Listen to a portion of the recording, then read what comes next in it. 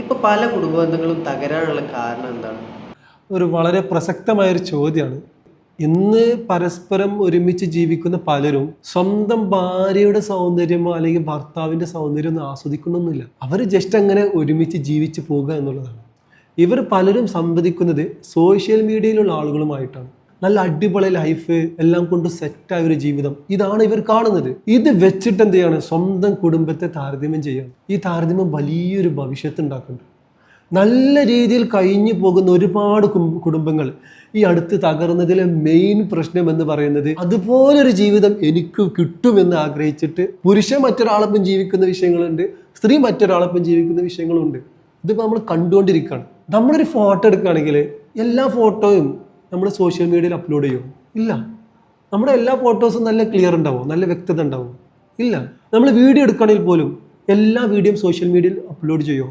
ഇല്ല. നമ്മൾ ആഗ്രഹിക്കും നമ്മൾ ഏറ്റവും നല്ലൊരു വ്യക്തിയായിട്ട് കാണപ്പെടണം എന്നുള്ളതാണ്. പക്ഷെ ഇത് കാണുന്ന പലരും മനസ്സിലാക്കുന്നത് ഇതാണ് ജീവിതം എന്നുള്ളതാണ്. നിങ്ങൾ തന്നെ പറയും, അങ്ങനെ ഒരു ജീവിതം നിങ്ങൾക്ക് കിട്ടുമോ?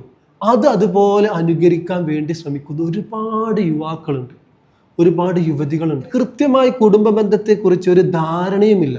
പിന്നെ മറ്റൊന്ന്, ഇത് എൻ്റെ ഒരു അഭിപ്രായമാണ്, 100% ശരിയാവണം എന്നില്ല കേട്ടോ.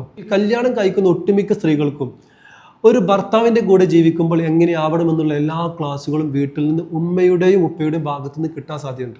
ഒരു പുരുഷനും എന്ത് ചെയ്യൂല ഇത്തരം വിഷയങ്ങളെക്കുറിച്ച് വീട്ടിൽ നിന്ന് ക്ലാസ് കിട്ടുന്നുണ്ടോ എന്ന് ചോദിച്ചാൽ വളരെ കുറവാണ്. അത് വലിയൊരു പ്രശ്നമാണ്. ആ വിവാഹ ജീവിതത്തിലേക്ക് കടക്കുന്ന എല്ലാവർക്കും ഒരു പ്രീമാരിറ്റൽ കൗൺസിലിംഗ് കൊടുക്കുന്നത് വളരെ ആവശ്യമാണെന്നുള്ളതാണ് എൻ്റെ ഒരു അഭിപ്രായം.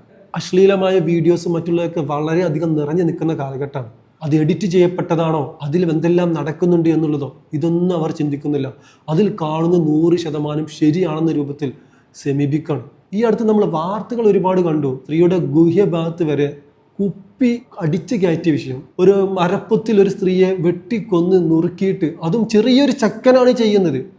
ഇത്തരം ഒരുപാട് വിഷയങ്ങൾ, അതായത് സ്ത്രീയെ ഒരു ഉപഭോഗ വസ്തുവായിട്ട്, അതുപോലെ പുരുഷൻ പറഞ്ഞാൽ ഏതൊരു ശത്രു രൂപത്തിൽ പെരുമാറുന്ന ഒരു മെൻറ്റാലിറ്റിയുമായിട്ട്, ഇങ്ങനെയൊക്കെയാണ് പല വീഡിയോസും നമുക്കിടയിൽ കാണുന്നത്. ഇത് സമൂഹം അതുപോലെ അനുകരിക്കുകയാണ്.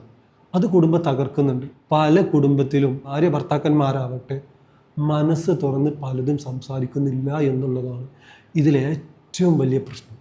വിഷമങ്ങൾ മനസ്സിലാക്കാനും ആവശ്യകത മനസ്സിലാക്കാനും കൂടെയുള്ള ആ വ്യക്തിക്ക് സാധിക്കുന്നില്ല എന്നുള്ളിടത്താണ് ഇതിൻ്റെ ഏറ്റവും വലിയ പ്രശ്നങ്ങൾ തുടങ്ങുന്നത് എന്നുള്ളതാണ്. എൻ്റെ അഭിപ്രായങ്ങളാണ്. എല്ലാം ശരിയാവണം എന്നില്ല. നിങ്ങൾക്ക് നിങ്ങളുടേതായ കാഴ്ചപ്പാടുകൾ വെച്ചുകൊണ്ട് നിങ്ങളെ കുടുംബത്തെ കൂടെ ചേർത്ത് പിടിക്കുക എന്നുള്ളതാണ് എനിക്ക് പറയാനുള്ളത്.